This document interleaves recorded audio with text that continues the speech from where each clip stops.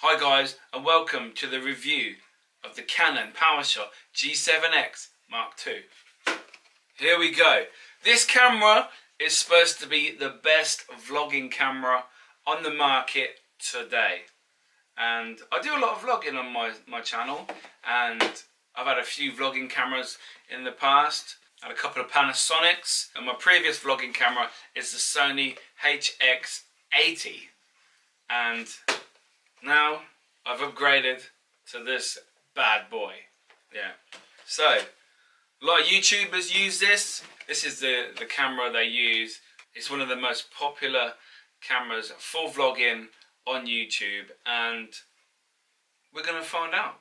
Is it the best? Why is it the best? So I actually got the international version. I wasn't really sure what that meant, so I had to Google it. And basically it's just you have the international version or the USA version, and the only difference is the warranty. You don't get to return it to America on your warranty, but being in the UK, that doesn't really affect me, so that's all good. Took 2 days to come from Ireland, so yeah. Should we open it and have a look? Woohoo! So good. Got the manual. Probably best to actually look through that. So, got the charger lead. What else we got? Got the little strap to attach it to the side of the camera in case you drop it. Got the battery.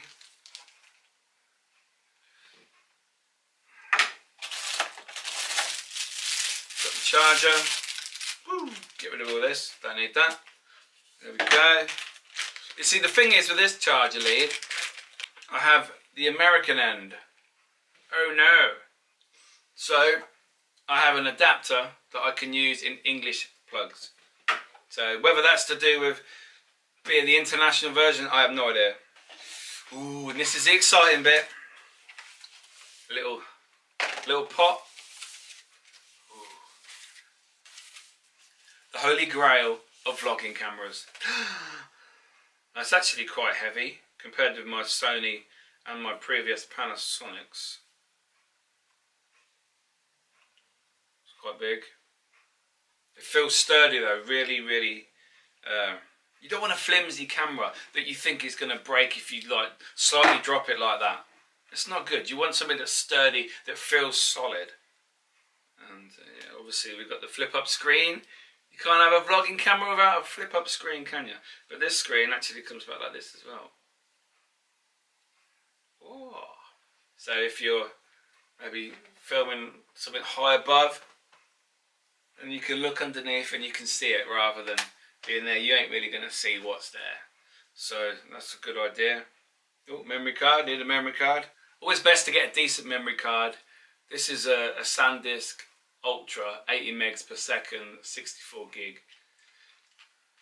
No point getting a bad or low quality memory card because your footage is not going to save properly, and it's just going to be like jolty. It's not going to be smooth. And the whole point of getting a camera of this quality is the fact that you can get good, amazing footage.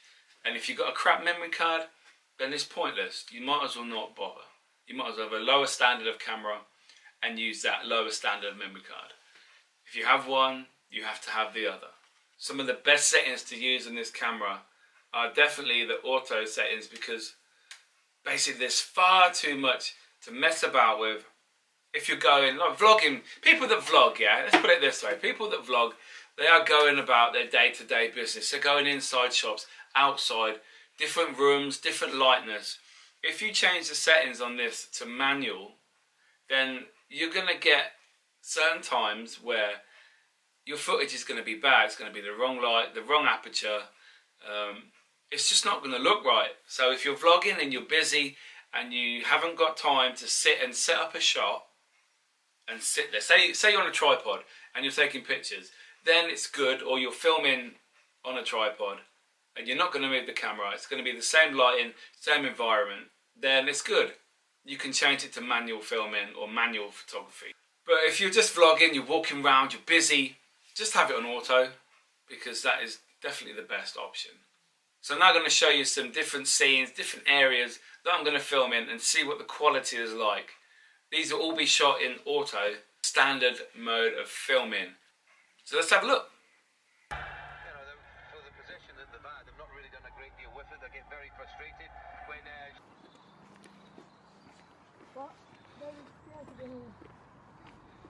And then one goes into 4 lanes.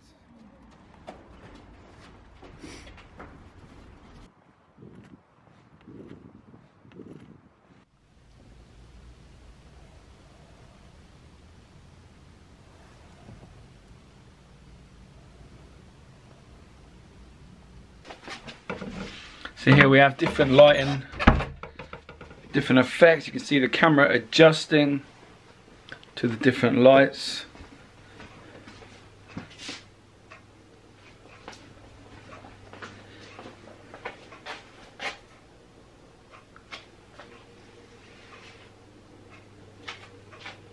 As you can see, it's quite bright here.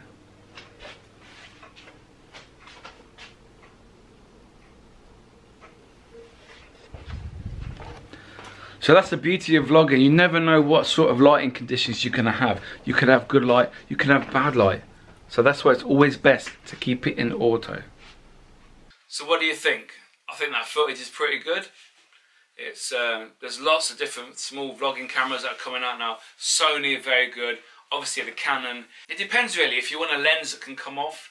I used to go out and do exploring videos at night time using my Canon 600D. And that's a really good camera, amazing quality. But when you want to change different areas, different focus, you have to press the shutter button to manually focus in and out on whatever you want to film. So it's really good if I'm just holding it around, walking around. But if I want to turn it around, put it on myself, like a selfie mode, I then have to refocus it. Otherwise, I'm going to be blurred and the background will be in shot. So with this camera, the autofocus is very good, and hopefully I'll be using this camera for my daily vlogs, weekly vlogs, going exploring, going ghost hunting. If you like that sort of thing, check out my channel. I have lots of different types of videos. Let's take a closer look at this camera then. So this is the top view. We've got the speaker in the middle, we've got the right mic, the left mic. We have an on-off button here, we have the zoom in and out. This dial, we can make it lighter or darker depending on where you are. You can use that for video or the photos. And you've got the different scenes, you've got video, you've got auto for pictures, all different settings that you can change and personalize for yourself.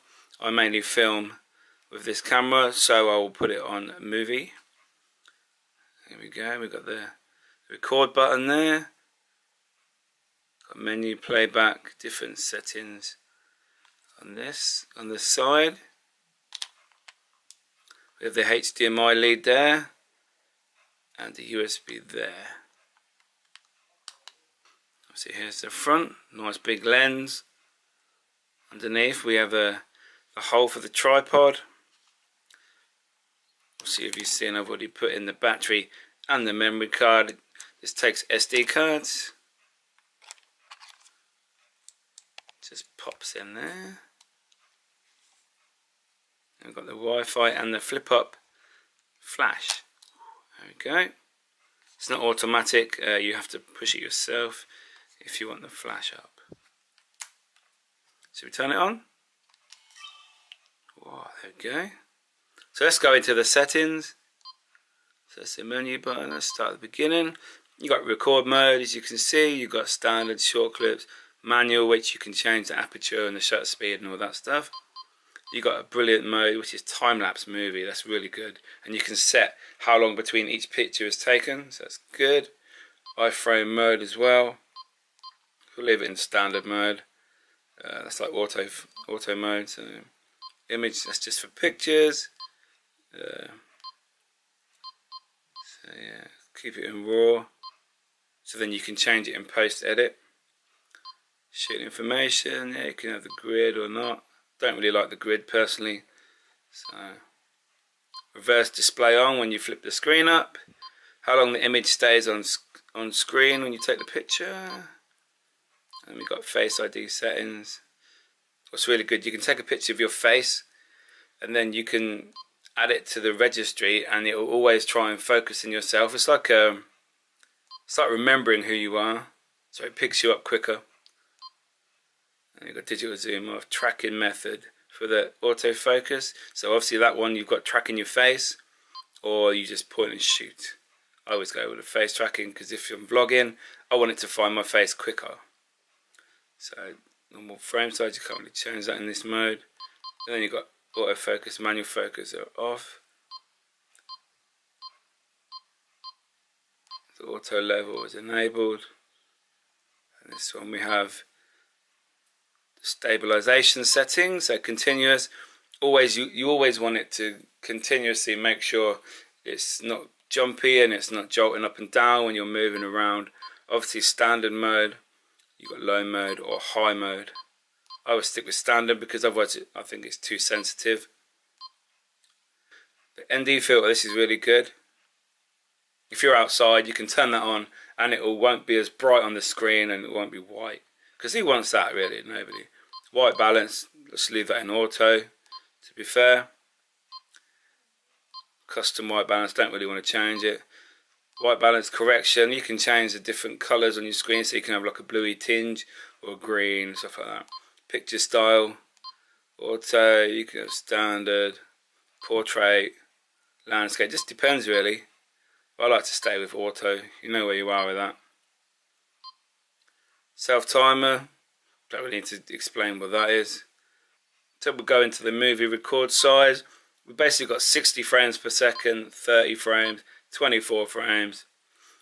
And these are all full HD, 1920 by 1080p. Then we go down to the lower standard, so you've got 30 frames per second in just HD mode, probably like 720 or something. Yeah, 720. And then you've got VGA mode. Not really used to filming in that. Always have full HD. Wind filter is on auto. Don't really know what that word means. An auto slow shutter, I turn that off because sometimes it makes it jump and blurry when it tries to make it lighter. And then we just got like the camera settings folder. This is an interesting one though. If you have it in NTSC mode, you will get 60 frames per second, but if you put it in PAL mode, which is the English mode, you will only get 50 frames per second. That'll be the maximum. So I just leave it in the American version. You get a better quality then. Just basic settings really. And there we go. So obviously you've got the flip up screen. So when you're vlogging, you can see yourself. Hello. Yeah. And then let's try this. Look. Like I said, you can tilt it down. So if you're filming high above, then you can see it like that. So that's a lot better. Oh yeah, always be careful though, because this is touch screen. Quite often you will end up touching things and it's not as good.